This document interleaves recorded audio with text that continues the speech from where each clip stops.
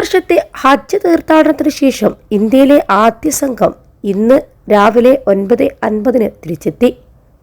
ജിദ്ദയിൽ നിന്ന് നേരിട്ടുള്ള ഇൻഡിഗോ വിമാനത്തിൽ കോഴിക്കോട് അന്താരാഷ്ട്ര വിമാനത്താവളത്തിലേക്കാണ് മിർഷാദ് യമാനിയുടെ നേതൃത്വത്തിൽ 120 ഹാജിമാരടങ്ങുന്ന അൽ ഹിന്ദ് ഹജ്ജ് സംഘം എത്തുന്നത്. മുജീബ് നദവിയുടെ നേതൃത്വത്തിലുള്ള 97 ഹാജിമാരുടെ മറ്റൊരു സംഘം സൗദി എയർലൈൻസിൽ കൊച്ചിയിൽ 10 മണിക്കെത്തി. ഹാജിമാർക്ക് എയർപോർട്ട് അതോറിറ്റിയുടെയും എയർലൈൻസ് പ്രതിനിധികളുടെയും മറ്റ് നേതൃത്വത്തിൽ സ്വീകരണവും നൽകി. അതേസമയം 4ാം ദിവസത്തെ കല്ലേറ് കർമ്മം നിർവഹിക്കാൻ തങ്ങിയിരുന്ന ഏതാനും ഹാജിമാർ കൂടി തിങ്കളാഴ്ച മടങ്ങിയതോടെ ഇത്തവണത്തെ ഹജ്ജ് കർമ്മത്തിലെ മിനായിലെ ചടങ്ങുകളെല്ലാം തന്നെ അവസാനിച്ചു.